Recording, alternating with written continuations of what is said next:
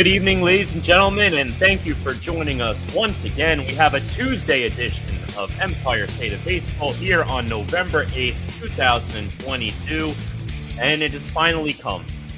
The World Series is now behind us. Another season of baseball is in the books. We're in the month of November, and the offseason is just about to get underway for all of these teams, but we have a new champion in baseball. It is your Houston Astros as the 2022 World Series champions. And I can tell you what, gentlemen, it may not be sunny in Philadelphia right now, but it is sunny in Queens because we could not be happier that our rival Phillies have lost. Joe, how are you feeling about Phillies' loss in the World Series to the Houston? I'm feeling great. Justice has been served. First of all, I'm happy. Most importantly, above all else, I'm happy for Dusty Baker, a lifelong baseball guy, regardless of what you think of the Astros, regardless of what you think of the Phillies, anything. I don't think there's a person in America that's upset that Dusty Baker finally got his championship after he's got over 2,000 wins. I think he's third or fourth all time in wins. He's up there. Yep. You know, he deserves it most, but I'm happy. Listen, the Phillies, great run. One that all fans of Philadelphia Phillies will remember for a long time, but they played over their heads up until about game 3 of the World Series, game 4 of the World Series. And then they finally kind of showed why they really did not belong in the same category as the Astros. So listen, if you're a Phillies fan, you had a fun time. Definitely one that you're always going to remember. But at the end of the day, the better team won. And that's, you know, that's what matters most, I think. The only Houston Astro that I am happy for is Trey Mancini. That man's been through a lot. Very true. And that's a guy traded in the in the midseason that was coming off a Baltimore Orioles team that was steaming hot. Joe would know very well about the Baltimore Orioles, who were fantastic this season. I'll get the photo up for you. Don't worry. But Trey Mancini, proud of that he got his World Series ring with the Astros. Everybody else can go to hell. Yep. I'll tell you what, I think the Orioles, recapping the whole year, Orioles outside of the 2 New York teams are probably the team we spoke about most on this show. Maybe the Braves were a close second, but the Orioles were clearly the first team we talked about outside of our 2 New York teams. But Tom, how are you feeling about the Astros? I know you were rooting against them in this series, but what are your thoughts? Yeah, I mean, I'll take the credit as the guy on the panel who said Astros in 6, that the Phillies could steal a game in Houston and then they would win a game in Philly. So I'm just gonna pat myself on the back of just being incredible. You had the Dodgers over the Astros in your pre-postseason bracket. The Astros winning the whole thing. I mean, listen. You guys are all saying sweep. Houston was going to sweep Philly. No, I said 5. So okay, Joe said 5. I was the only one who said sweep. Yeah, I said 5. I was the only one who said sweep. I gave him 6. Listen, I gave him the shot. Yeah, listen, I don't like Houston, right? Yankee fans, and I think most baseball fans don't like them. They were the best team. They did deserve the win. I think for their legacy, this is good because. Yeah, and we don't want to beat a dead horse, but like 2017 is going to be tarnished forever. That World Series, guys on that team for what happened that year are going to be tarnished. There's going to be an asterisk in a lot of baseball fans' minds for 2017. There's absolutely no asterisk, no anything against them this year. They were the best team. They deserve the win. And they are the gold standard of Major League Baseball right now, even more than the Dodgers. They've made what now, like 6 or 7 consecutive ALCSs at the very least. Made 3 World Series, won 2 of them. You got to take your hat off to them. But I will continue to boo them and hate them because that's what they are. They're the big bad Astros. They are, and the prime suspect of that 17 tarnished championship, who is obviously the face of that team, was basically irrelevant for the entirety of the postseason. So you got to give the Astros credit. They were the hot team going in. They were the team to beat, and they proved to be that.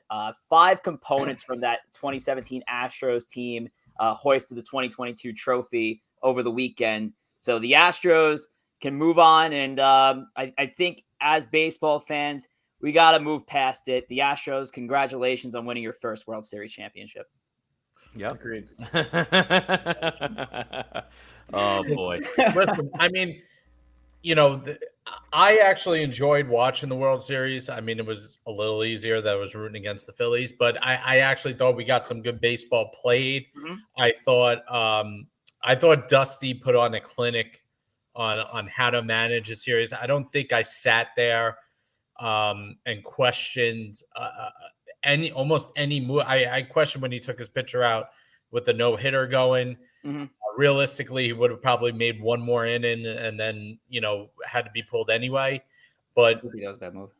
to be honest, I don't look back on anything Dusty did and say, that I didn't like that decision. I thought that cost him in that particular spot. I think, on the flip side, when you look at the Phillies, there's several things that you could say Rob Thompson, might have made the complete wrong move for.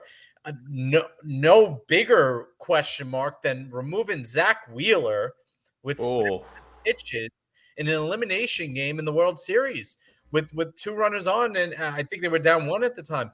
I mean, listen, we talk about how analytics is affecting the game. I mean, that is prime example here of the guy in the front office with his calculator and his pocket protector calling the shots. Mm-hmm. There is no person on the planet who has played Major League Baseball that sat there and didn't question what Rob Thompson did. Zach Wheeler is not only your best pitcher, he's your highest paid pitcher. Yep. He's been your best pitcher for 3 seasons now. He's a Cy Young contender every single year, and you remove him with runners on the corners, 1 out, and 70 pitches in an elimination game in the World Series. And promptly, this is the prime example of bringing in a guy in Alvarado who was in the minors this year to face a guy in Alvarez, and Alvarez promptly hits a ball to Oklahoma. I mean, you don't have to wait around for the consequences of your action. It flat out cost the Phillies the World Series. Who knows if they win that game anyway? But at the end of the day, you got to live and die by your best pitcher as close to 100% as he was with only 70 pitches in that game. We had that same conversation 2 weeks ago in terms of when the Yankees pulled Garrett Cole out of that game 3 and turned the ball over to Lou Trevino. You have to ride and die by the guy that's gotten you there. And Zach Wheeler is the Phillies' Garrett Cole. He is their ace pitcher. I know Noah's obviously a top-end guy, but Zach Wheeler's been their guy over these last 2 seasons. You needed to stick with Wheeler there with less than 70 pitches. It was an absolute farce. And I love Robbie Thompson. And up until that point, I thought he managed the playoffs flawlessly for Philly.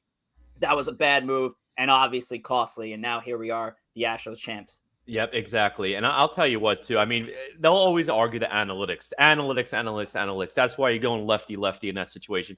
Zach Wheeler was only at 70 pitches. It's not like he was at 105. If he's at 105 and you're making that move, all right, I definitely see it. I actually agree with it probably at that point. 70 pitches. He's probably their ace. I mean, no, like I said, is right up there, but I think Wheeler's got the better stuff. If I need a big strikeout, I like Wheeler in that spot. I don't care if it's lefty-righty. If you can't trust your ace or your 1B, whatever you want to call Wheeler, and you're going to a secondary reliever out of your bullpen for a lefty-lefty matchup. He's not your best reliever in the pen, but you're going to him purely for lefty-lefty in that situation.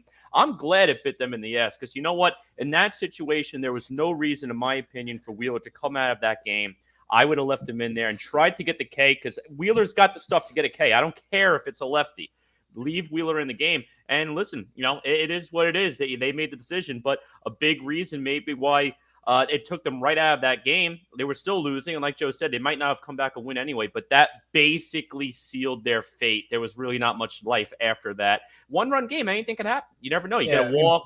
I mean, things happen. Major League Baseball playoffs are all on momentum. It can swing so much. So to make a decision, I think it even deflates the team to see, again, Wheeler, whether you want to call him the ace or not, he is a guy that everyone on that team has full confidence in. To see him come off the field, I think they even felt probably a little dejected.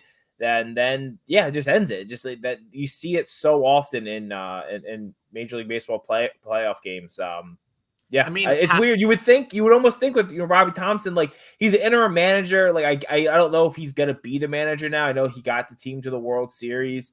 Like how much did he have to do with that? I don't know. But like you would think if he has no real, not aspirations, but like thinking like, whatever, like, what do I got to lose? Let me just kind of decide what I'm going to do.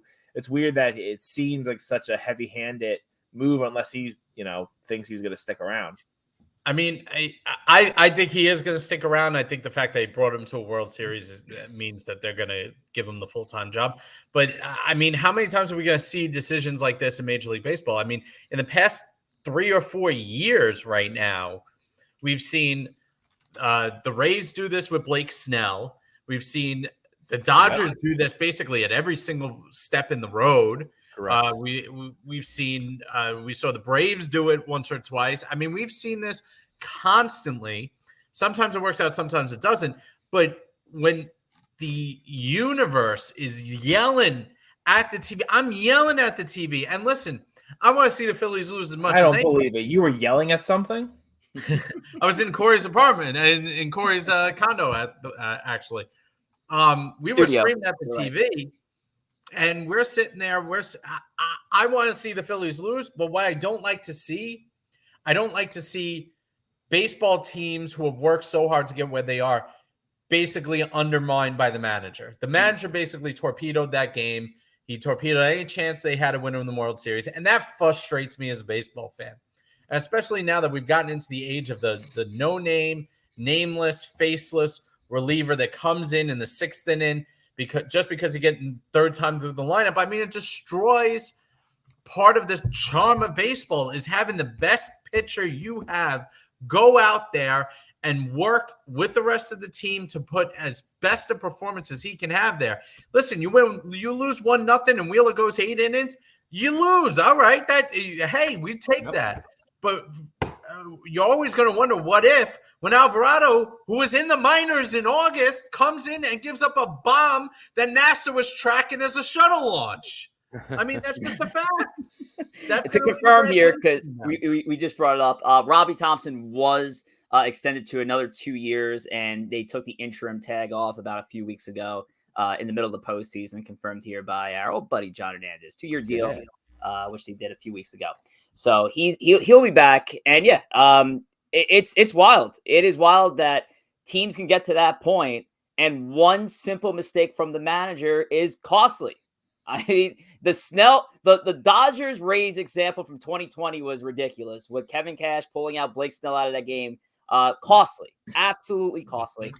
So it's a shame, but we do have to move on. We do have a lot of show to cover, a lot of stuff to cover. And if you are joining us today, it is episode number 30 of Empire State of Baseball, the final episode of season 1 of the show. We're going to have an announcement later on tonight in regards to what's going to happen in the off season, but we'll get into that in a few. As we have more guests and viewers trickling in from Twitch, Tom, take it from here. What's the best way for their buddies to join us here on Twitch? So that was supposed to be Joe, but you fucked up. Yeah, you did fuck up. You know what? And I was gonna try to eat it, but you know what? You fucked up, and I'm gonna call you on it. Joe, how do they join us on Twitch? So you can download Twitch on your smartphone, subscribe to Empire State of Baseball. The link is in our Twitter bio, which is at ESB Podcast. You can also download the Twitter app to go to our Twitter page to get the link to go to our Twitch page. I was wondering why there was such a long pause. I was like, I fucked up. I switched them, didn't I? Maybe I don't know. I'll figure it out later. That's a fireable offense. All right, let's get into the Mets here. The Mets did not waste any time here, Corey. Edwin Diaz is back with the New York Metropolitans for the next 5 years, over $120 million, and a team option for the 6th year. Play the trumpets. Yes, sound the trumpets. What are our thoughts here on this Tuesday evening, Corey? I could not be more pumped. And I said it the last time we met as a group. I've said it consistently offline. In my opinion, the number one re-sign target for the New York Mets was not DeGrom. It was not Nimmo. It was Mr. Edwin Diaz. The year he had was absolutely phenomenal. In my opinion, he was the New York Metropolitans MVP in the 2022 season. I mean, you look at his numbers. I mean, a 1.31 ERA, 32 saves, whip .839, 118 strikeouts in just 62 innings. The guy was electric. That save number is only 32 because there were many times this season where we would put him into the game in the 8th inning, and it was the right move every time because Buck would not hesitate. If you had the 3, 4, 5 hitters coming up in the batting order, he would go to Edwin Diaz. He would deliver each of those times, and then you go into a lesser reliever in the 9th inning, but you might even score a few more runs in the 9th inning and pad that lead a little bit. I could not be more pumped. I am glad they made this offer now and did not let him get to free agency. I think he would have been a phenomenal fit for the crosstown rival in the New York Yankees. And look, you could see the big difference. Look what happened with the Yankees. A big issue was the bullpen. That was ironically the one thing that wasn't a Mets issue. The back end of the bullpen for the Mets this year, Diaz locked it down. Lugo actually did pretty good in the second half. Ottavino did pretty good in the second half. Back in the bullpen was a good thing for the Mets. I am very happy they kept him. I could not be more pumped. I don't even care. 5 years, $102 million. Guess what? That's the price to pay for premier talent in baseball. I am so pumped. Listen, the Mets had to get this done. Unlike, I think DeGrom is a different story where you look out there. I don't know how many teams are actually going to be interested in DeGrom, knowing that he wants probably $40 million a year. I think that limits the market. Whereas Diaz, there are several teams desperate for a closer. So the Yankees would have been in it. The Red Sox would have been in it. The Dodgers would have been in it. We could go on and on. Even the Braves might have been in it. So, listen, is it a risk to give a reliever that much money for that many years? Yes. Is Diaz younger than most relievers? He's younger than Chapman was when Chapman became a free agent. Yes, he is. He's younger than Kimbrel. He's younger than a lot of these relievers. Even Hendricks had gotten big contracts. He's younger than him. He's only 28. He's got an opt-out after 3 years. I think the best scenario here is he dominates at least 2 of the 3 next few years. He opts out to get a longer contract again to go further into his 30s. The Mets can part ways then. But for now, the Mets, if they plan to contend next year, they needed Edwin Diaz closing ball games. That's what they did. That's what they signed up for. And Cohen is a theatrical guy. He likes to have a show. And there's really no better show in the 9th inning right now than Edwin Diaz coming out to Timmy Trumpets. That's a big part in this. He has become a little bit of an icon in New York and a guy that people want to come to the ballpark to see. So there's no more volatile, other than maybe kickers in the NFL. Mm-hmm. There's no more volatile position in sports than relievers and closers. So listen, it's a ton of money. I looked up the largest reliever contracts ever given out, and you know what? It's kind of 50-50. Some of these guys deserved it and were great, and some of them, maybe were good for a year or two and really burnt out. Edwin Diaz was phenomenal last year. He absolutely was. That is a big commitment to a big amount of money. I know apparently Cohen has unlimited money, but it's interesting. I thought it was very interesting how quickly he signed. I feel like this had to be a deal. Maybe once they were eliminated, they had kind of worked out maybe a couple of weeks ago, and they just had to wait till after the World Series to announce it. There's no way they were able to, get that done in a day or whatever it took for the news to break. But it's a lot, and we'll see what happens. Again, 2 years ago, Mets fans wanted Edwin Diaz. They would have driven him to the airport to send him anywhere. Now he's every Mets one of their favorite players. So I don't know. We'll see. We'll see how long, if this contract looks good at the end of next year. See, it looks good by the middle of next year. Again, a volatile position, but yeah, we'll see. I do want to read out. Oh, sorry, Rich, go ahead. Give me 1 second, Rich. I just want to read out 4 numbers to you, and I want to see the outlier in this: 5.59, 1.75, 3.45, and 1.31. The outlier, and that's the 5.59. And a big thing with Edwin Diaz, when he's on his game, it's the slider. The slider is his out pitch. Even against lefty, it is nasty when it goes low and into the lefty batters. That 5.59 ERA year was when he was having trouble with the long ball. That year, if we remember, was the year of the juiced ball, and it was reported that the seams were not getting the drag. That's a big issue if your out pitch is a slider. So that, to me, was the one outlier year. Balls with baseball, a whole different animal because it seems like it's different every year now, and there's always controversy. But I'm just so pumped. And I'm sorry I took your spot, Rich. And that 2019, no, it's all good. And that 2019, Corey, was Diaz's first year in New York, and that is a completely different market change from when he was pitching in Seattle and arguably had his best season of his career. Although the ERA is a little higher, I mean, 57 saves in that season with the Mariners, phenomenal year. I never liked these kind of contracts handed out to back-end relievers. But if you look across baseball, back-end relievers are a dime a dozen when it comes to success rate. And Edwin Diaz was in a league of his own in 2022. I don't think if you can name off the top of your head. I'm sorry, what was that? He was not in a league of his own. He was not the best closer in baseball last year. He was one of them. No, he was the best closer in baseball. Emmanuel Clase was a better closer than Edwin Diaz was last year. Sorry, I don't even want to hear that. But and even if you want to disagree with that, there's no Edwin Diaz had a phenomenal year.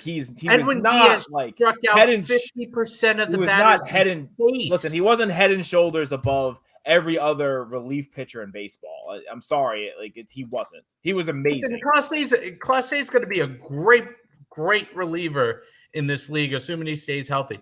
But again, Edwin Diaz struck out 50% of the batters he faced.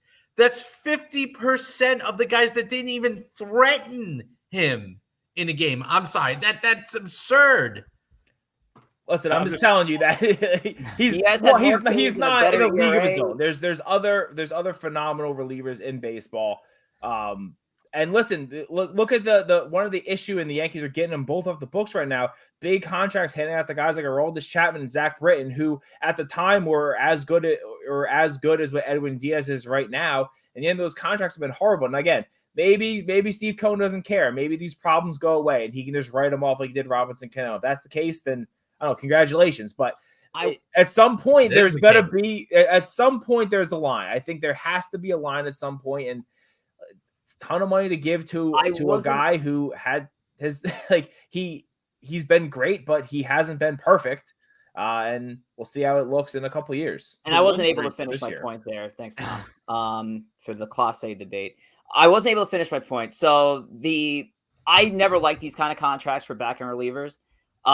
Diaz sticking in New York, staying with the market that he seems to now have thrived in here. I think this was a brilliant move for the Mets. This was the move they needed to make out of all the re-signings. And we did go to our poll on Instagram at Empire State of Baseball, where we asked, what's next for the Mets? Now that Diaz is locked up, we saw Jacob deGrom was the leader in those votes. I also had Brandon Nimmo, Chris Bassett. But there is a number of Mets free agents about to hit the market here. Guys, I'll start here with Joe. Who's next for the Mets, in your opinion?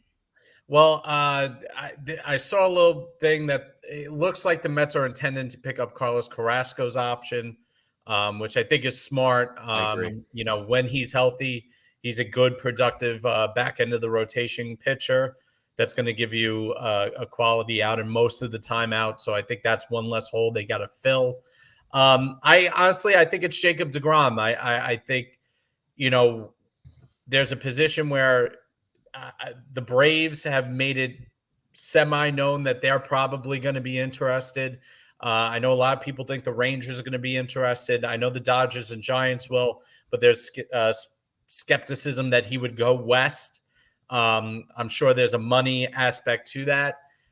Billy Epler actually just did an interview about 20 minutes ago, basically said he's been in contact with deGrom's camp. He thinks there's mutual interest in having him back. Reports are saying that the Mets aren't willing to go to the fourth year, but I think that when push comes to shove, especially if it keeps him out of Atlanta, he's going to be a Met next year. And then my next one is Nimmo. I mean, right now, is Nimmo a fantastic, all-star caliber player? No, not necessarily year over year. He can touch all-star potential. For the right price, probably just under $20 million. I would have him back 4, 5, 6 years. I don't care. But the question is, what is he going to get on the open market and how many teams are going to be interested? The fact of the matter is he is the second best outfielder on the market right now outside of Aaron Judge. That means a lot of teams could use his help So I don't know where he stands on the Mets' priorities. If they go after a guy like Trey Turner, who kind of fills that leadoff hitter role, I can kind of live with it, with him going.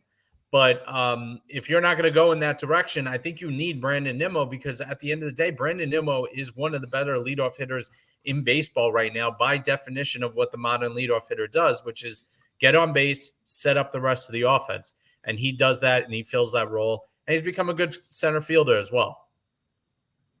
Yeah, I personally do like Brandon Nimmo. I think he's a great clubhouse guy.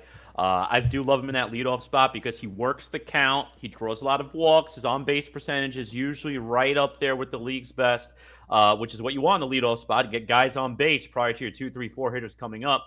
I did vote for Nimmo because I think he is going to be that next guy, and his defense in center field got significantly better. I mean, talk about strides. Going from 2019, 2020, 2021, each year consistently better. I think he was actually a little bit above average last year, and he made one of the play of the season for the Mets against the Dodgers on Turner's almost home run ball to center field. Great catch at the wall there. So I did vote for Nimmo, but I want to call out another Mets free agent, and it's Chris Bassett. I know there was a lot of controversy with him towards the end of the season. He had the 2 bad outings in Atlanta and then in the playoffs. The playoff outing wasn't terrible per se, but it wasn't a great outing. There were some questions. Is he a New York guy? I do think he's more of a small town guy as opposed to a city guy. But if you look at the Mets pitching staff, it's decimated next year. I mean, DeGrom is gone. I don't think he's coming back. I think they make a competitive offer, but I do think he leaves. Why do you think he leaves if they can pay him as much money as they can? Or do you think they're not going to pay him that money? I think a team gives him a 4th year, and the Mets right now, it sounds like they're reluctant to give him a 4th year. The Mets. But if Steve Cohen has more money than God, why does he care? I just don't get it. I don't understand why they would let Jacob deGrom leave. Like, how do you, like, in a way that Edwin Diaz didn't even get to speak to another team? How do they have, deGrom not in that same boat? The only difference is with DeGrom, he's 36 years old, and I don't trust him to take a piss without blowing out his back. So that's the problem with him right now. Every time he goes out there, you're gasping for breath, making sure he gets out of the game. And it seems like every time he pitches, there's talks of, he tweaked this, he tweaked that, he doesn't pitch through it. And listen, if you're about to make that much money, I wouldn't pitch through it either. I just think there's more concern with DeGrom. He's going to get a contract that's paying higher than Scherzer. He's probably going to look for that 4th year as well. Scherzer only got the 3rd. But I want to call out Bassett, though, because overall, while he didn't have the numbers as a Scherzer, he was actually the most consistent starting pitcher for the Mets in 2022. He pitched 30 games, exactly what you're looking for out of a starting pitcher, 15 wins, 3.42 ERA. Again, this is not an ace, not number 2, but I think he's a legitimate number 3 pitcher on a good team. That's exactly what he was last year. And the Mets pitching staff is, again, it's going to be decimated. If DeGrom leaves, Taijuan Walker's a free agent. I do think they bring Carrasco back on the option. I agree with what Joe said. But outside of a 40-year-old Scherzer who's getting hurt nonstop also down the stretch there with the oblique injuries that kept flaring up, David Peterson you got coming back, and he was nice last year. But right now it's just Scherzer, Peterson, and Tyler McGill are your only 3 starting pitchers on the roster right now that are going into next year confirmed. I don't think they should overlook Bassett, but we'll see what happens. You guys want the early quote of the offseason from Billy Epler? Oh, boy. What do you got? Epler was asked about being aggressive in terms of getting deals done quickly. He said, quote, "If anybody wants to turn this into NBA free agency or NFL free agency, I'm all for it." Oh, boy. I think that that gives you a little insight into what kind of budget he's working with. Yep. It was I'll tell you what, though. Time. Corey, me and Rich are about to go on this. We're about to go on the same exact path here. Because last year, that Thanksgiving weekend, the rush before the lockout, that was the most fun I ever had in a baseball offseason. That weekend was awesome. I remember a couple of us were hanging out that day. I remember me and Rich were in the car, and I say, "Oh, the Mets just signed Eduardo Escobar." And then we go out to dinner about 30 minutes later. "Oh, the Mets just signed Mark Hanna." I wake up the next morning. "Oh, they signed Starling Marte." And then the next day, the rumors about Scherzer signing came out. It was such a fun free agency. I would love for that drama again. Almost makes me kind of wonder, is there a way they can kind of tweak it and have like a maybe some sort of holiday pause or something like that to maybe get the rush? Because that was such a fun season last year. Yeah, Corey, you're the only one on this show who's allowed to intercept me when I'm about to make a point because we're usually making the same points. And I was just about to say the same exact thing. That was a wild time for MLB prior to the lockout in December, or at least the CBA in December not coming to term. So yeah, it was wild. Would love to have seen something like that happen. I mean, that's kind of like what with the winter meetings was like for a long time, where a lot of deals were coming off the market, but that's not even a guarantee nowadays. So we will see. I just want to make one really quick point here. Emmanuel Clase did have a better whip than Edwin Diaz this year. Pitched more innings, more saves. Did have less strikeouts, basically the same ERA. So to say they're not in the same class is hysterical. Your life on the line. Who you taking to close the game? I mean, I'll take Clase. Oh, come on. One guy strikes out 50% of the batters. Wow. Better percentage chance. Good luck with the Cleveland Guardians closer, not the New York Mets closer. I mean, listen, frankly, I'll probably take someone else because Edwin Diaz hasn't closed a big game in his life. So I don't know what game of my life on the line. Game 2 of the wild card series. Oh, my God. Cool. How'd that work out for him? Wait a second. Clase's been in the league 2 years. He's never closed a big game in his life. Yeah, also I'll take the guy with better stats. Holy shit. Let's move on. Joe, I don't want to lose a third. He's really in a Clase of his own. I don't want to lose. Tom, all right, Tom. You can hit the mute button. Somebody. Now you can get muted for that.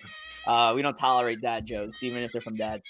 I'm honestly half ready. Like want to just give Jay Hertz a link to the chat just to come into the talk here.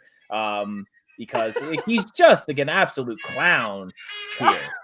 And I want to yell at him to his face.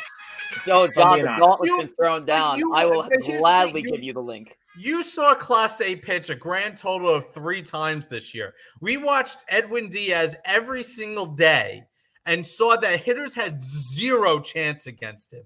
And I mean 0 chance. He went like 2 months without barely giving up a base runner. I mean, and I watched Clase give up a couple of saves himself. But I mean, come on. Our next segment. Argue it all you want, but who's gonna win? Who's gonna win reliever of the year? I mean, both guys. They're in different leagues. So. No, that one I'll say both. Right. But actually, I'm glad you brought that up because our next bit is going to be about the awards. So we'll talk about the primary awards and our predictions there. But Tom. How can our fans follow us on all our social media platforms? Well, first, Rich has to do the correct lead-in, which he's already failed once at tonight. But now that he's done it correctly, I can let you know that you can follow the show at Empire State of Baseball on Instagram and ESB Podcast on Twitter. You can follow us individually at G Gory, at Junior Pugs, at Rich J Rivera. You can follow myself at T Wospil. Two spill on Twitter. Two spill. All righty. Let's move on. It is award season, folks. It's a fun time of the year to debate and see who is deserving of their awards. I think we can agree that Emmanuel Clase is the best reliever in the American League and Diaz the best in the National League. But we're not going to talk about the relievers. We're going to talk about the primary awards. So we'll start here with the Rookie of the Year, and we will go with the American League. And luckily for us, the top 3 finishes, the 3 finalists rather, were revealed yesterday. So we do have them here on our ticker. So with the AL Rookie of the Year, we'll start with Corey. We'll go clockwise here. Corey, Joe, Tom, me. Juan Rodriguez, Rushman. Corey, who's going to win the American League Rookie of the Year? Listen, these are all great young players. I know Rich is a huge fan of Stephen Kwan, but a huge fan of the Kwan Soto, as I like to call him. But I'm gonna go with Julio Rodriguez. I mean, this is a guy who really just, I mean, he took off. I mean, what a show he put on this year. I mean, you go back to the home run derby, really had an exciting derby. Everyone was kind of rooting for him in that for a certain extent there. But look at that Mariners team too. They went to the postseason for the first time in how long? And a big part of that is for Julio Rodriguez. You look at his September numbers too. He did not slump when it mattered most. I mean, he kept that momentum up, and he helped drive that Mariners team to their first playoff years. And it seems like I was a toddler the last time they made it there. So I got to go with Julio Rodriguez for this pick. Yeah, I mean, listen, these three guys, the impact that they had on their team is incredible. Quan played the most out of all of them. I feel like a lot of people are going to think that he's going to get slighted, especially in the city of Cleveland. But at the end of the day, I think it's Julio Rodriguez. I just think the impact that he had in Seattle basically is the second coming of Griffey Jr., as blasphemous as that sounds. He's had that kind of impact. And listen, that's not to understate Adley Rutschman's impact on the Orioles. They had a fantastic season after he got called up. He's going to be a key piece to that team. But I think Julio Rodriguez is going to take it. I agree. I think he's going to take it. It's kind of Stephen Kwan also had a great year. I think we all know he's going to finish third. In other years, maybe he could win. But what Rutschman did, like, he would win in so many other years. But I mean, Julio Rodriguez was something special. I think, you have to give Rutschman some, like bump or whatever for being a catcher, doing it at a tough position, being a guy. He came in and the team did help turn the team around, but Julio Rodriguez did the same thing with the Mariners. I think if it was different, I maybe would give the lean to Rutschman, but considering they basically filled a very similar role, Rodriguez did it longer also. I think he had about 100 more at bats than Adley did. So I'm going to give it to Julio. Yeah, I'm with you. J-Rod all the way there. Generational talent written all over him. He's unbelievable, and he had an unbelievable campaign for 2022. Now, flip over to the National League. Brendan Donovan of the Cardinals, and then we have two Atlanta Braves here. Michael Harris II and Spencer Strider, who I think the Braves locked both guys up for the next few years. I know Harris. I wasn't sure if Strider was another one that they locked up, but I think they did, right? That's that's Braves being Braves right there. So, Corey, what do you got? I'm going to Atlanta here, and I'm going to go on the mound with Spencer Strider. And before I go into that real quick, I mean, Michael Harris, what a thorn in my side watching him. It was so great defensively. It seems like he always killed the Mets. But look at Strider's numbers. I mean, 11-5, 2.67 ERA. 202 strikeouts. I mean, he had a very great year in that rotation for the Braves. As a rookie pitcher, I mean, he only had 2 games in 2021. So as a rookie pitcher, that 2.67 ERA easily could have been 5+ for a rookie pitcher. So a big reason why they went there was because of both Michael Harris and Spencer Strider. But I'm going to go with Strider here. I mean, that 2.67 ERA is clean for a young pitcher. Mm-hmm. Yeah, I'm going to go Strider as well. It's not only that his ERA was fantastic, but he was doing it down the stretch in a pennant race. He was a key reason why they caught the Mets at the end of the year. And honestly, when he got hurt, towards the end, I think that really took a little bit out of the Braves' sails going into the postseason. Not sure what his status was. So I think he was the most impactful of them. I think they could have supplemented the offense without Harris, but I think the spot in the rotation that Strider occupied, they got plus production out of him when they didn't expect it. I think that kind of propelled them to be as competitive as they were down the stretch. I'm going to agree again. It's another tough one between really Strider and Harris in this case. Another year that Harris and a lot of other years would win it. But I think it's also, we've seen a lot more young hitters kind of hit the scene and hit the ground running and be unstoppable in the beginning, and then the league kind of figures them out. It seems like it's been harder for pitchers. I don't have any stats to back that up, but it just feels like it's harder for a pitcher to do it unless they come in and they're just like a freak of nature and they throw like 102. So I'll give it to Strider as well. Yeah, I'm going to go Strider too, but I'll throw a little shout out to Brendan Donovan. Solid year for him. Utility player who played every position on the field with the exception of, I believe, catcher and center field. So extreme versatility of Donovan. We had 280 for the Cardinals. And, St. Louis has a nice little nucleus there of veteran guys, but also some of these young studs like Donovan and Newt Barr. And Brendan obviously stood tall among those guys. But yeah, I'll shout out Donovan there, but I'm also going with Spencer Strider as well. He was a stud for me in fantasy baseball until Stephen Kwan happened.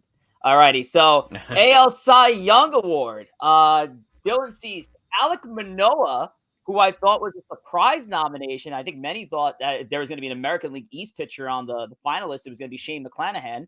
And Justin Verlander. Corey? I'll tell you what, I do love Dylan Cease. He was a fantasy stud for me as well, like you with Spencer Strider, but I'm not going to go with Cease over here. I got to go with Justin Verlander. I mean, in addition to the Cy Young, he's probably going to win the comeback player of the year, I'd assume, since he didn't pitch in 21. He pitched one game in 22. Yep. So I'm going to go with Verlander. I mean, look at the numbers, 1.75 ERA. He was 18-4. The guy was phenomenal, made it into the postseason. I know his World Series numbers, about 5 ERA, not the best, but the Astros were where they were because of Verlander. I mean, nobody expected him to put up these numbers. A lot of people thought he'd probably have a good season. No one expected him to have this good a season. I'm going Verlander. Yeah, I want to pick Manoah for a few reasons. One, Verlander's won it before multiple times. Two, Verlander faced much worse competition in his division. And three, just, Manoah pitched more. I mean, Manoah pitched 20 more innings. I don't think it's going to go that way. I think Verlander is going to get it. This will probably be the last chance he ever has of winning a Cy Young, assuming he's not the same exact thing he is next year, but who knows? But I would probably say Verlander is going to win it, but I wouldn't be surprised if Manoah could squeak in there as well. Yeah, I guess we're just going to continue to be boring here and all agree on these. I do think it's going to be Verlander. Yeah. I think he does deserve it. I think you guys made all the points, and just to keep it moving, I'll say Verlander. Yeah, let's keep it boring. I'm definitely in on JV. And should we even discuss that Sandy Alcantara is not going to be the NL Cy Young Award winner? After no, he's got it by a mile. It's got to be, right? I mean, I was surprised there were two other nominations. Alcantara was that incredible for Miami. So 6 complete games. That's all you need to know. You look at that Alcantara number of 6 complete games. No team in baseball outside of them had 6 complete games. He had more complete games than other team in baseball, which is crazy. I mean, he was an old school pitcher this year, and I love it. We're talking about pulling Zach Wheeler at 70 pitches. Look at Alcantara pitching 6 complete games. I love that brand of baseball. Personally, I'm an old school guy when it comes to that, so it's Alcantara. Yeah, absolutely. I got Sandy in this one. I'm sure Tom agrees. Yeah. All right. AL MVP. Also, this could be another one. This could be just another obvious. Is it not Aaron Judge? I was waiting for Joe to make the Ohtani debate, but we know Joe hates Ohtani, so he's not going to do that. So, well, we Aaron Judge, and anybody who votes for Ohtani should lose their vote. That's how not Ohtani it is. When the Angels finish above second to last place, all right, then somebody can come talk to me about Trout, about Ohtani. We're valuable with you. We're valuable without you. That team stinks. They're part of the reason why they're not an MVP. Give it to the guy who challenged a home run record this year. Well, I'll tell you what, I'm definitely going Judge. I mean, there's no debate about that. But it should be unanimous. Unanimous. But I'll tell you what, it's a good thing we don't have a fifth co-host who's happened to be my favorite Yankee pitcher of my lifetime, CC Sabathia, because he was going to go for Ohtani. He said Ohtani, not only is MVP, best player in baseball in general. But it's Judge. There is a difference though between MVP and best player in baseball. Also true. And I don't know if we want to get into a separate conversation on that. But that's a very good debate, I have been someone who has really thought that Cy Young is different than MVP, and MVP you at least should have got your team to the playoffs. I agree, especially in expanded playoffs now. Yeah. It's not only 4 teams make it; it's 6 teams get in. In each league, like you gotta at least get your team to the playoffs. And if you don't, you had to have done something so incredible then to win it. Listen, Ohtani did that last year. He showed us something that we haven't seen in over a century. We get it. Understood. This year, if you take Judge off the Yankees, are the Yankees touching the playoffs? No. The answer is absolutely goddamn not. No. If you take Ohtani off the Angels, do the Angels move anywhere in the standings? The answer is absolutely not. It's a very simple equation. Yep. Which one impacted their team's performance the most? And the answer is Judge. I've never agreed with Joe more. I really wish like MVPs would be more about the value and like the bringing of what did it matter? Again, have a most outstanding offensive player, have a Cy Young award, but the MVP should be someone who really made a difference in the win column for their team. And they think Joe hates the Yankees. All right, look at that, man. They thought Joe hates the Yankees after all that. In all fairness, I just want Judge to be unanimous MVP, so his money goes up so much that the Yankees can't sign him. Well, but that's just me. We might have a little bit of a debate here. Maybe not. The National League MVP. That's why I saved it to the end here. Nolan Arenado and Paul Goldschmidt both repping the Cardinals in this, and Manny Machado of the Padres. And I think this is definitely more debatable than what we've just discussed. So, Corey, what do you have in this? This is definitely more debatable. I know we had a little bit of a unanimous run the last few, but I'm going to go with Machado here. And I know Goldschmidt has the better numbers when you're looking purely at the numbers, but there's two Cardinals on that board. There's only one Padre. Look at the Padres. Their best player, Tatis. Look what happened to him this year. You look at the games played for that Padres team. You had Machado, 150 games for him. He had that ankle injury, that scare earlier in the year. Luckily, he was only out for about a week's worth of games, so he came back pretty quickly. But Juan Soto was only there for 52 games, and he did not have good numbers for them in the regular season. Yep. You look at the rest of the games played. It's guys like Cronenworth, 239, Ha-Sung Kim, 251, Jerickson Purefar, 243. Again, good players, but this Padres team made a phenomenal run going deep into the postseason. I'm going with Machado here as my MVP. I'm only going to skip the line because I 100% agree with Corey here. Manny Machado I have as the NL MVP. And obviously, for the longest time, it was, to me, I was like, oh, it's Goldie's to lose. But you made a great point. Yeah. And Goldie kind of lost it, too. Sorry? And Goldie kind of lost it. Like, he was on pace to have, another, like, an all-time year, and he did fall off. I'm just going to kind of jump on your bandwagon, too, guys. I do think it is Manny Machado. Yeah, listen, I disagree. I understand. There's one. I understand all the points. Thank God. I understand all the points made about Machado. The fact of the matter is the Padres would not have been there without Machado. I think the Cardinals, on the other hand, probably would have skated by without Arenado. I don't think they would have skated by without Goldschmidt. I mean, that's how good Goldschmidt was for a long time. And the fact of the matter is you have two teams on two playoff teams who were, basically unexpected to be there. The Padres unexpected after the loss of Tatis. And I don't think many people at all thought that the Cardinals had the pitching to get themselves to a division title, let alone the 3 seed in the playoffs. So for me, when I look at the two of them, Goldschmidt has a better numbers in every offensive category across the board when you compare them directly to Machado's. That's why I think he goes there. Listen, Goldschmidt, here's the other thing about Goldschmidt. There's not going to be much more time for him to win an MVP. He's been the runner-up a few times. He's been in the conversation every single year. I think it's finally his year to win an MVP. I think that plays a factor. I think he's going to get it for the Cardinals. It does kind of feel like one of those, if you ask anyone in 5 years who won the 2022 NL MVP, people are like, I don't remember. It's kind of forgettable.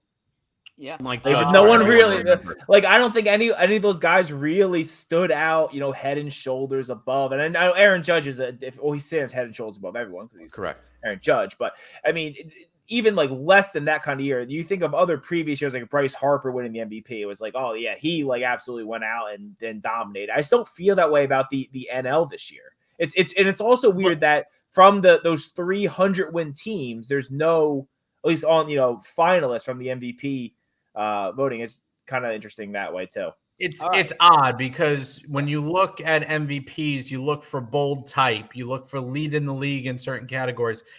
None of these guys really actually lead the league in any categories. I mean, McNeil won the batting title, Schwarber won the home run title, Alonso won the RBI title. So it's kind of spread out over a lot of random ones.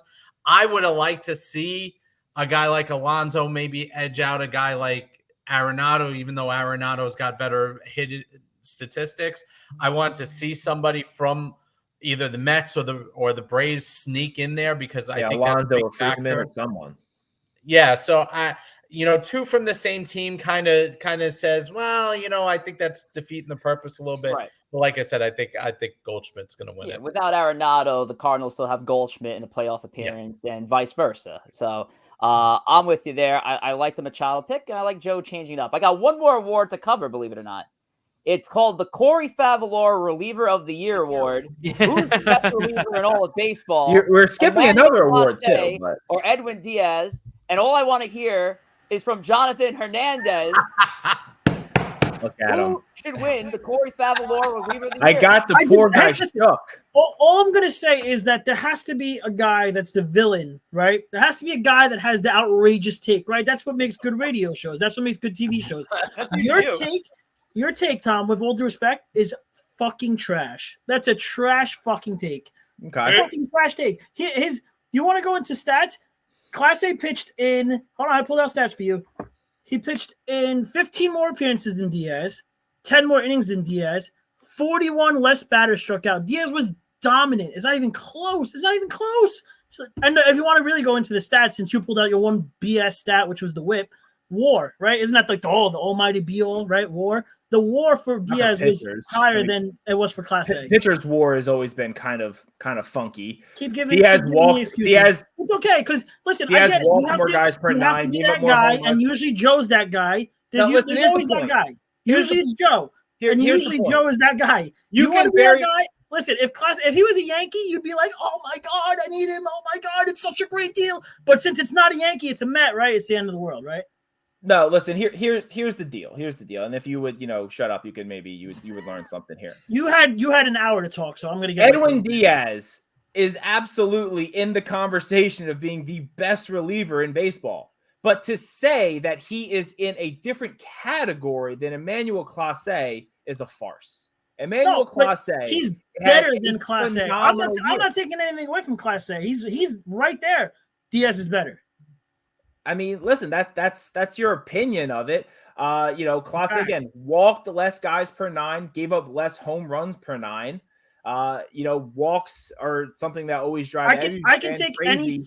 any stats to try to make any argument work. Ask Joe; he's the king of doing that. So yeah, but listen, my whole point, which I feel like I really lost in here, is that it is Edwin Diaz is not in a category among himself. He is not head and shoulders above every other reliever in baseball. Emmanuel Clase deserves that type of respect. He was an amazing closer this year. Yeah, he did it for Cleveland, so no one cares about it, but he was phenomenal. And to say that he is just like basically a scrub with every other pitcher and basically there's going to rename the reliever of the year from Trevor Hoffman and Mariano Rivera to Edwin Diaz. That's how amazing he Tom, was. When I said he's in a league above his own, I factored in tenure as well. Diaz has been in this closer position for two completely different markets for the last 5-6 years, where Class A is relatively still green to the role, and he's doing it at the tallest midget division. That is the tallest midget division. Don't get me started on that. You know the AL Central is the worst division. Tom, I mean, yeah, I think we all know that. I don't think we have to belabor that point. Tom, do you know what the Braves did in 7 games against Diaz this year?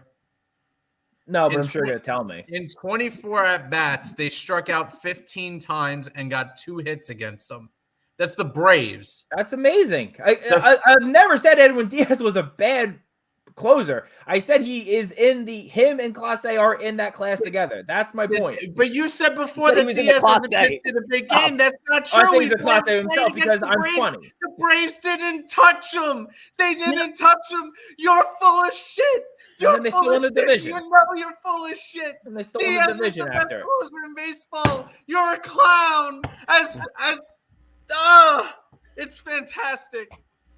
Oh man. Oh god. All I'm saying is that if you boys to watch teams that don't play in New York. What? You'll see some crazy things out there. He blitzes in Did he just Cleveland. did he just say to watch teams? I think I'm one of the people that probably watches the most amount of baseball. I'll sit there and fucking. Apparently, you've never watched. You You didn't watch Cleveland Guardians games in the give a past shit. couple of years. Listen, I like Clase. I'm not trying to rip on the guy. He's probably the second best reliever in baseball. But there's a step up to get to Diaz. There's not a step up. You're gonna, Corey. You gotta get us canceled on. Listen, guys. Here's the deal. I made a bold statement about 3 or 4 months ago about my Baltimore Orioles, and I got laughed at for a statement like that. And I proved myself correct. And you know what? Moving forward, I want to propose now a challenge. We have to figure out how we grade it, but an Emmanuel Clase versus Edwin Diaz. I don't know what the parameters are. It can't just be ERA, it can't just be saves, it can't just be whip, it can't just be strikeouts. But maybe we come up with a best of 5. John, I need you to be quiet for a second. Maybe it's like a best of 5 series. It's like we have like saves, whip, strikeouts, ERA, something. We figure it out, and then categories league between 2 players. A categories league between Emmanuel Clase and Edwin Diaz.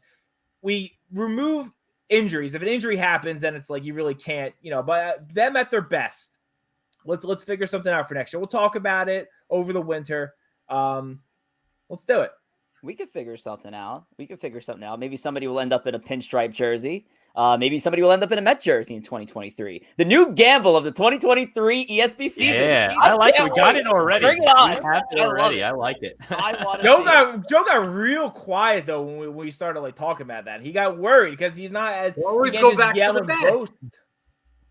Always go back to that. Yeah. By the way, but then I brought it up. Top 10 right now comes out, and Diaz is at the top. Then we'll talk. Yeah. By the way, if we do get a cease and desist from Timmy Trumpet, that song that Corey played was drugged by Sammy Saxophone. That was not his song. So do not sue us. John, thanks for joining us as the 5th screen. I actually don't like that the screens is way too small now with 5 people, but I appreciate you jumping in. Oh yeah, of course. I just was waiting for my turn to talk because Tom told me to shut up. So it's okay. It's all right.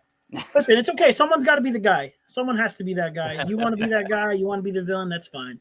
Somebody's got to do it. Sorry, the voice of reason. Tom, no, it's not. It's not a matter of reason. I'm not disagreeing with your point, but you can't say that Diaz isn't better. It's just you can, but you're wrong. You're wrong. It's okay. It's okay. Joe's wrong a lot. It happens. Okay. You can't prove that he's better, So Joe's very right. Sometimes he's 4 hours late on news stories that are broken, but he's usually always 100%. Right. I will give him that. All right, John. Thank you so much. We'll talk to you soon. Member of the ESP family, Jonathan Hernandez. Good to see him. I'm sure Tom was so happy to see him as well. It was my idea to bring him in, so of course I was. Oh yeah, you did throw out the gauntlet. Yeah, it was my idea. Throw out the gauntlet. Good stuff. Of course. All righty. Make sure now this is my spot. This doesn't belong to Tom or Joe. This belongs to me. Make sure to give us a follow on YouTube, subscribe, check out our best of clips. I think it's all in like 1 or 2 episodes because Joe sucks at producing. But Empire State of Baseball does have its full episodes up, so give us a share, like, and subscribe on YouTube. We're throwing shade here on the show, but let's throw out some trades dating back all the way to the 1950s. Trick of the trade. We are back here with this segment, and we're going to kick this thing off with the Yankee deal that I cooked up here. Go back to 1959, December 11th, to be exact. The Yankees acquire Joe DeMastri, Kent Hadley, and Roger Maris in a deal where they sent 4 players to the Philadelphia Athletics. You got Hank Bauer, you got Norm Seaburn, and Marv Throneberry, and a mystery player. Who is that player? It's got to be somebody prominent. Otherwise, I don't think any of us know. Yeah, why was this? Rich? Why was this the trade you came up with? How? What do you mean? Why? Okay. I didn't have to live through the moment to put the trade up. The trade that happened, Tom. There's no rule against it. I will say there's a bit of significance because okay, so this player, not a Hall of Famer. Tommy John. What? Huh? Tommy John. Not Tommy John. But significance good, didn't it? He did something significant, but he's not a Hall of Fame player. It's not Bucky Dent. No. So not Bucky Dent. I don't even think Dent was merely a child at this time. I don't know. I'm guessing. Not a Hall of Famer, but someone. He did something significant. Billy Bean. Not Billy Bean. Something significant.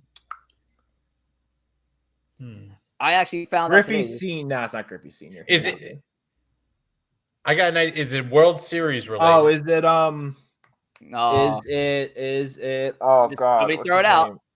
Don Larson. It is Don Larson. Yes. Don Larson. It is Don Larson. Good stuff, Joe. It's Don Larson. He went in the deal to the A's from the Yankees. So kind of wild because, this 2022 season, we saw, Maris's home run record in the American League get broken by Aaron Judge. And we saw the second no-hitter in the World Series. First since obviously Don Larson's with the Yankees and done by Christian Javier and a couple other Astro relievers. So that is our Yankees deal. Good stuff, Joe. Now let's move to the Mets side. And before I pull the Mets side up here, I've only had this little graphic here for a 2-team trade. And Joe was so kind enough to make sure tonight's show was going to be a 3-team fucking trade. Yeah. And I had to pack in 12 fucking players into this trade. So here we go. I know what the answer is, so I'll defer to you. That was too easy. Joe Smith and Luis Valbuena. And I ain't going to tell you who came from where. I'm not going to get into it. The Mets got Sean Green, Jeremy Reed, and the mystery player. And the Mariners got in fucking 7 font Mike Carp, Ezekiel Carrera, Andy Chavez, My boy Chavez. Franklin Gutierrez. Promised that Patriots pride, Andy Chavez, right? Yep. He always gave me a happy Andy Chavez. Andy Chavez. I think I said Chavez, right? Yep. Yeah. All right. I actually caught that ball that one time. I know who the player is, so I'm going to defer to Tom as well. Well, now Joe, we're going to defer to Tom. You gave me so much detail that I had to verify it. Unfortunately, we're going to go to Tom. I literally copy and pasted it from Baseball Reference and then took out the one guy that I wanted you to keep, so you didn't have to verify Tom, anything. You want to take that one guess? We're going to go to Tom, whose brain is scrambled with the 7-week-old child at home who doesn't sleep normally anymore. That's fair. Thank you, guys. Sorry, you have a correct guess in the chat. Thank you, John. And Tom, he has the same first name as initials, I should say, as a former guest on the Old Savages in the Bronx. Yes, he's right. He's right. Tom's mind in a blender. I wish you. A former 2-time guest of Savages in the Bronx. Thanks, Corey. Yep. I appreciate the plug for a show that's dead. So, okay. So it could be John Jastrzemski. Is it a JJ? It is a JJ. It is a JJ. Is it just JJ Hardy? It's not. JJ Hardy. JJ. Same era though, not reliever. Yeah, I actually was kind of feeling a reliever there. Yeah, I don't got it. JJ Corey. JJ Poots. It is JJ Poots. Yes, there it is. I should have left Putz in there and did Sean Green or Jeremy Reed as the mystery one, but none of you would have gotten any of those. So. Joe, thanks very much for that. That was a lot of work for a Tuesday evening. All righty, let's put the end to tonight's show. We're at 8:04, so we're a little bit over. Luckily, it's not Monday night, so we don't have to worry about Monday Night Football interrupting our show here. But it is time for a scheduling announcement because we're now heading into the offseason. Tonight was the final episode of Season 1 of Empire State of Baseball, but obviously we'll be back with more stuff. And we've prefaced on this show that we would have specials. We talk about the Hall of Fame when we get closer to the Hall of Fame, the winter meetings in December. I think in the coming weeks, we're going to be looking into a Yankees-Mets agenda episode or episodes. Could be back-to-back nights, could be back-to-back weeks. We're going to announce those dates within the next couple of days. But yeah, we're going to have some few off-season series episodes. Could be, could be 3, 4, 5, but it's not going to be on a weekly basis as we have done in season 1 of ESB. So we'll keep you posted on when those episodes are going to air live. And then obviously once the spring rolls back around, we'll be back to our weekly regular scheduled episodes for season 2 of Empire State of Baseball. Yep. So thank you guys very much. And I guess with that said, we are going, and oh, look at this. John had a nice little note here. Tom, I still love you, even with your bad takes, all in good fun. All agreed, John. Yeah. Well, John, listen, John's part of the family. Tom's part of the family. We gotta keep the brothers together here on Empire State of Baseball. All righty. So now that it's the final episode of season 1 here, I guess let's take some time here. Throw out some good thank yous here to our faithful, starting with Corey, who was a great host today. Corey. Oh, thank you, gentlemen. I got to thank you guys for going through this show the whole year. I can't believe 30 episodes. We're past the World Series. It seems like we were still kicking the tires off way back when, March and April, getting things started there. Thank you once again to all of the chooches into the chat, all of our guest co-hosts that we had. John Hernandez, thank you again for filling in several times as well. Steve, we had a lot of great guests coming on throughout the year. Also got to thank Sauce Gardner of the New York Jets, baby, for getting the Jets a huge upset win. And also a final shout out to our producer for getting us booked for the winter meeting special at the San Diego Marriott Marquis on December 4th through 7th. We had the budget. Joe? Yeah, thank you to all three of you, as well as all the guests, John, Steve, Matt, Chooch, which we didn't have a Chooch's pick of the week anymore. Chooch's pick of the week, yep. But I appreciate you guys dealing with me week in and week out. Otherwise, just thank you to everybody who listens in, all our viewers, all our subscribers on Twitch, YouTube, and followers on Instagram and Twitter. I appreciate everybody. I'm going to sit back, no major sports tonight. I'm going to watch the election coverage. I love the maps. I love the giant risk boards that these places play with, and they come in and they zoom in and get the percentages of the county. I love it. I wrapped up into it, regardless of who wins. I love that stuff. So that's my night tonight. And that's it. So, but thank you, everybody. Thomas, I'm afraid to hear what you got to say, but go for it. Yeah, definitely got to thank you guys. Got to thank Junior for being a good sparring partner all year, and John for being a sparring partner at times. Made for a lot of fun. Corey, you're my second favorite Met fan next to my wife, probably. So, and Rich coming from the Savages days. Really would be remiss if I wouldn't thank the Baltimore Orioles and Brandon Hyde, who should win AL Manager of the Year. We didn't get to Manager of the Year, but Brandon Hyde should be Manager of the Year. And all the fun that brought, and all the fun and all the prosperity that Emmanuel Clase will bring me next year. Oh, yeah.